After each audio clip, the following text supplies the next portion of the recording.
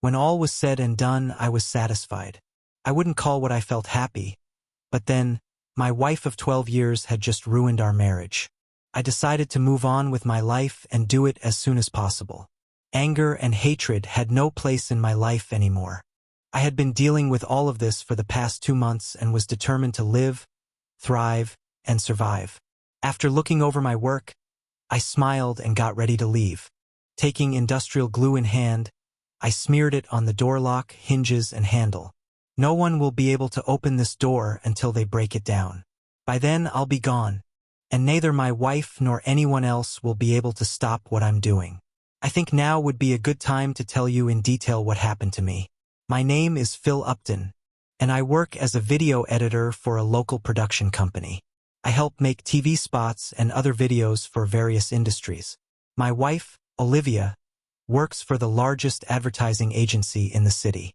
That's how we first met, on a project for her former company and my current company.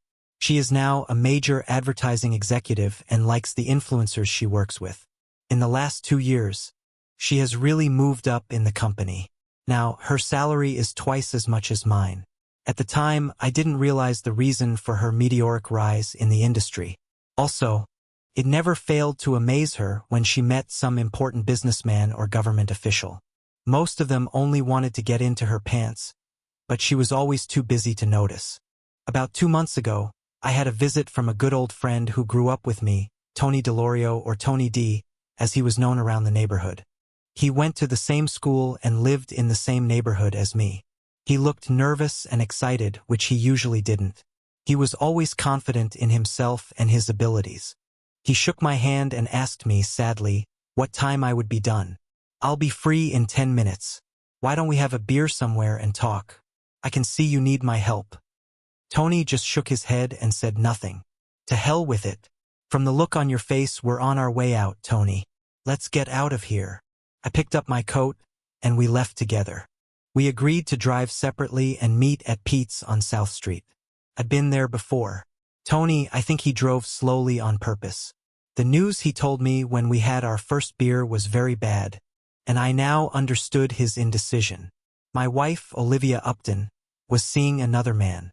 If I hadn't been informed of this by my old friend, I still wouldn't have known that my wife was cheating on me. "Phil, we've been friends for longer than I can remember, and this is one of the saddest things I've ever told you. Olivia is cheating on you with another man," he said, and just left it at that. I didn't answer him right away, so Tony continued the conversation. "I was at the Royal Oyster House, getting the air conditioning repaired. You know, that fancy place on North Avenue where all the lawyers and judges hang out. So, I was wearing overalls, and the management didn't want me to go out on the floor of the restaurant looking like that. They have a dress code," he finished. "Yeah, I know the place. A client took me there once, but I could never afford it myself. All the wines on the list were over $100 a bottle. Besides, you know I don't like to dress up. To me, it's beyond me, and people in shirt sleeves are a bunch of losers." I finished, turning to Tony. "I know, Phil. These places are for influential people in the city who want to be seen, or so they think. Unless they're hiding the fact that they've slept with their receptionist or secretary. That's where your wife went. I saw her sitting at a table with an expensive suit. He was all over her, and she was all over him. I'm sorry to say this, Phil, but those two are having sex together. You can tell. They behaved worse than you chasing each other at my pool parties. Flirting and having feelings for your wife right in the restaurant," he informed me. As he said this, I thought sadly that it had been a long time since Olivia had chased me anywhere, or for anything. I really wanted to punch him and punch Olivia in the face, but I couldn't. I also wanted to talk to Tony first. I thought I owed him a debt of gratitude. I wanted you to hear it from a friend, not someone filing divorce papers. I didn't even confront Olivia. "I just left to talk to you," he explained. "Thanks, Tony. I didn't even think about divorce until you brought it up. I don't want to be with Olivia if she won't be honest with me," I finished. I don't blame you, Phil. Every time he squeezed her breasts, I wanted to run up and punch Olivia in the face and beat the hell out of her lover. I don't know how I controlled my anger. I knew I would end my career in the HVAC service if I made such a big mistake. She didn't see me, so I asked the manager who the guy with Olivia was. He turned out to be an expensive lawyer named Thomas Kincaid. He said he was about to become a judge in the big city. I waited for them to leave and followed them. They went straight to your house, and I went back home for a while. Curiosity took over, and I went outside again to drive past your house. For hours later, all the lights, except your bedroom window, were off, and his car was still in the driveway. I'm sorry it had to be me, but I thought you should know. I would want to know if my wife, Carol, was cheating on me. Tony finished. We talked for another half-hour, and then we both went home. Tony to his loving wife, Carol, and me to my ex-wife. When I got home, I found a text message from Olivia on the kitchen table. Gone out with work clients until late tonight. Left dinner in the fridge for you. Just heat it up. I'll see you after 10 p.m. or so. Don't wait up. Love you, Olivia. I thought about what my life was turning into and what I really wanted out of it. In the back of my mind, I realized that it was over between Olivia and me. Looking at my frozen dinner from the microwave, I was truly angry. She should be home with me right now, not with some unknown person. I threw the frozen crap in the trash and went to order Chinese food. Then, a brilliant idea occurred to me.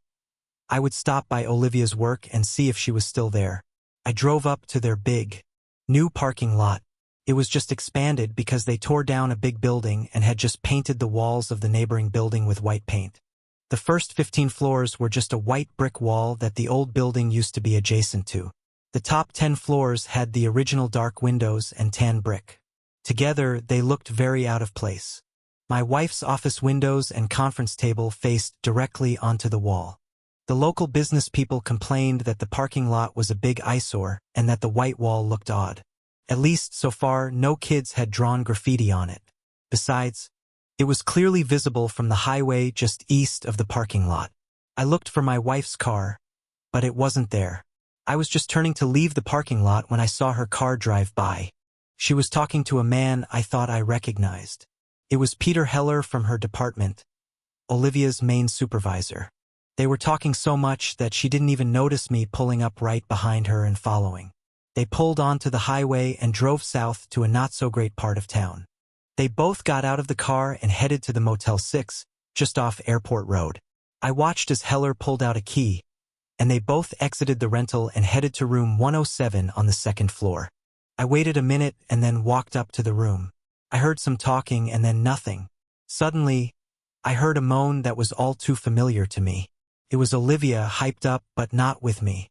I felt like rushing in and killing them both. I suppressed the feeling, wanting to see what Olivia was really up to. By my calculations, she had cheated with at least 2 men that I knew of. In the back of my mind, I knew this was all bad news. I looked out the window and saw the 2 of them lying naked on the bed.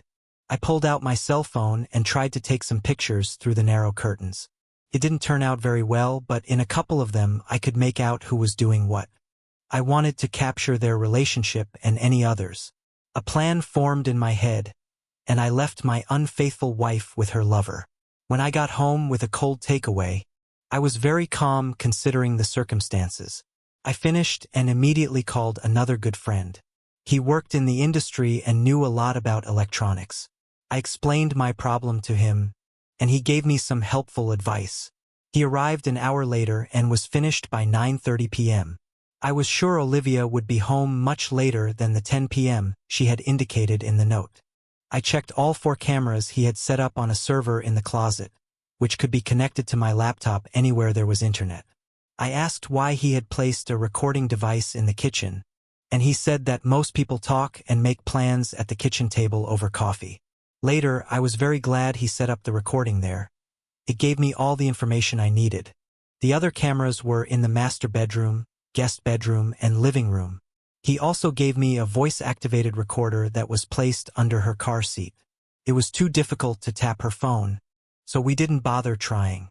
I knew that when she made mistakes, I would be able to record them. For the next 4 weeks, I played dumb and acted like a normal husband. Our sex life had been very bare lately, and that was fine with me. Every time I saw my wife, All I could think about was how other men had slept with her, how she begged for more, and how she laughed at me. I made several trips out of town to trick her and let her guard down. At home, I would just go to a neighboring town and cool my heels for a few days, taking a vacation. All the while, in my hotel room, I was able to monitor the 4 cameras in my house. I found her having fun with Thomas Kincaid, an attorney, Peter Heller, her boss, Harry Stanton, my neighbor, and one of my so-called close friends, Joey Simmons. Finally, after a month of stakeouts and tons of investigations, I was done.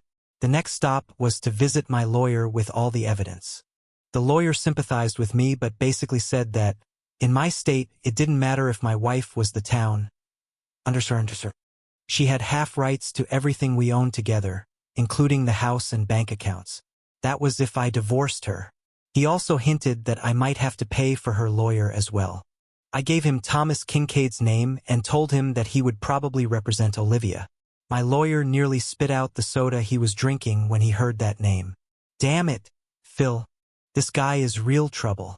He's got huge funds and a whole team of lawyers backing him up. He charges $1,000 an hour. We might win, but not much. And there's a chance you'll have to pay alimony to your wife, so she can have fun with others on your money. Sorry for the bad news, but you could get your ass kicked if Kincaid gets caught by a judge he has lunch with or plays golf with. He told me honestly. I thanked him and told him I would contact him as soon as I made a decision on the matter. My next step was to meet with my wife. Before I made any decisions, we needed to talk honestly and openly. I came home from work early that day and waited for her to show up. In the laundry basket were the clothes that my wife, having come home early, had washed for neighbor Harry Stanton. I knew because I saw the video. From what I heard of their conversations, her relationship with him had lasted at least 2 years or more. I was tired of the pretense and all the drama. I needed it to be over. Olivia's car was just pulling into the driveway. She got in and saw me sitting in a chair in the living room, staring into the void with the TV off. "Are you okay, Phil? You seem out of sorts," she finished, with feigned concern in her voice. I thought to myself, you lying, you don't care about me anymore. All you want is the house and our money. I knew this because I had recorded Thomas Kincaid talking to her about it at our kitchen table. Apparently, Olivia's boss, Mr. Heller, introduced them since Kincaid was the head lawyer at her ad agency. He was going to handle her case and make sure she got everything she wanted. I, on the other hand, had other thoughts. My problem is you, Olivia. I want a divorce, this house, and no alimony. How's that sound? I asked. Looking at her face, I couldn't read her expression. She was trying to read me too, but I just stared at her, waiting for an answer. Phil, what brought this on? You know I love you, she tried to say, but I started laughing before she even finished the sentence. It was very unlike me, and it threw her off balance for a few minutes. But, like a promotional meeting at work, she changed direction and went on the offensive. So you're cheating on me? You're no longer satisfied with me? Found someone else? She asked quickly, laughing even harder, which she didn't expect. I simply reiterated my demands. Divorce, the house, and no alimony. Phil, I know a very good lawyer, and he can make your life difficult in many ways. He's very powerful, you know that, she hinted. Okay, Olivia, one more chance to do the right thing for once. I want the house, no alimony, and a divorce. I yelled at her. She just turned around and walked away without another word. But before she was out of sight, I said, "Tell Tom Kincaid I'm looking forward to the fight." She stopped in place and turned to look at me with a surprised expression when she heard Tom's name. The expression and smile on my face said I knew more than I was saying, but she didn't speak. In my years of dealing with this woman, I could tell she had made a decision right then and there with one look. Her? Because I've never been able to do so in the past. When she's dug her heels into the ground on an issue, she never came back to talk to me. I was about to leave so I would have something to do when suddenly it hit me. Power. That's the word she used. That's what Olivia wanted, money and power. She liked the rich and famous. My job was behind the scenes, and judging by the fact that I was getting a paycheck every week, She wasn't thinking too much about my future earning potential. I felt like I should upset the balance of power in the lives of Olivia and her friends. I immediately went to my work studio with my laptop and a large binder of materials. I then started uploading all the photos and footage. There were at least 40 hours of footage capturing Olivia with friends, coworkers, neighbors, and political_lawyers. I got to work, and in about 4 hours I had a rough draft ready. The project took on a life of its own, and the final product turned out pretty good. I was thinking about how to distribute DVD copies of the video, and a brilliant idea struck me. Why not let everyone watch it during the movie premiere? My plan was ready.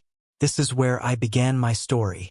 I pressed the play button on the DVD player and watched as the 10,000 lumen Sony projector, stadium quality brightness, lit up. Olivia's office was at the perfect angle. The image illuminated the large white brick building directly across the parking lot. It was the perfect screen for what I needed. The size of the building, looking out the window of Olivia's office. I saw that the credits were running, and the screen showed my wife sleeping with Thomas CNC. I even put the credits at the beginning so the viewers would know who the actors were in the video. The video was looped so it repeated over and over again. I included many quick scenes, close-up still shots with all the actors in my movie. Their names were always prominently displayed on the wall of the building. I prepared to leave Olivia's office by checking my work on the taped door to her office. After making sure everything was ready, I left the building and said goodnight to Char, the night security guard. We'd known each other for years and even liked the same baseball team. He didn't even hesitate when I walked into the lobby earlier and loaded a large roller case with a projector and equipment to play my outdoor adult show in Olivia's office. I told him it was a sweet deal for my wife, who was always giving presentations to her clients. As I left, I even shook his hand and wished him a happy life. He looked at me strangely for a second, but then just wished me good night. I didn't know if it was going to be a good night, but I knew it was going to be interesting, to say the least. The effect was instantaneous. As I got in my car and drove away, on the big screen in the movie theater, my soon-to-be ex-wife appeared. She was sleeping with my neighbor. The next frame was Olivia performing a striptease for her boss, Mr. Heller. I also included footage of Joey Simmons sleeping with my wife. Everyone downtown and on the highway could see my wife and her lovers in all their glory. I obscured the lewd moments so as not to disturb the neighborhood kids. But the faces were clearly visible, and you knew exactly what they were doing. I later learned that I had caused several accidents on the highway. Apparently, some male members of the neighborhood were driving by my temporary porn theater. They blamed me personally for not paying attention to their driving on the highway. That's right, I sent out longer, unedited DVDs to all the wives of those who dated Olivia. They couldn't explain the conversations in the bedroom and in my kitchen. I made sure to include all the conversations when each of the guys talked about their wives with Olivia. I bet they never expected it to be recorded and a DVD sent to their better half. Most often, they complained about the lack of sex or just terrible sex. They seemed to go out of their way to make comments about their spouses in Olivia's presence. So don't count on having sex with these ladies anytime soon, friends. I forgot to mention that I also captioned the edited video of the show, listing all the actors' names, places of employment, home addresses, phone numbers, dates, and times. Every now and then, the words cheater and wife snatcher appeared next to the corresponding glossy professional photo of each of the video's contestants. I found the photos easily on the internet. The 60-foot tall letters superimposed over the video of them having sex were priceless. Anyone who watched the video knew exactly who it was on the 90-foot screen projected on the white wall of my wife's office building. Epilogue. Later that night, the law came to my house and took me downtown to the station. The press was waiting for me there, and they threw a real party. They filed a bunch of charges against me, but the more the story became known, the harder it was to convict me. National news outlets wanted to interview me. A guy from a major TV station heard my story and found out I was a video editor. He liked my style. I was offered a job if I stayed out of jail. He told me that his wife screwed him too, and he wished he had had the courage to do what I did. I guess I hit a nerve with the public. Most people were outraged by what I did. However, most of the women in town and at my job were very nice to me. The men, on the other hand, thought I was for exposing them so publicly. Apparently, it was a brothers over mindset. The DA said I was in big trouble, but I didn't care. I had done what I had to do and was willing to accept the consequences. I made bail that night and went home around 4 in the morning.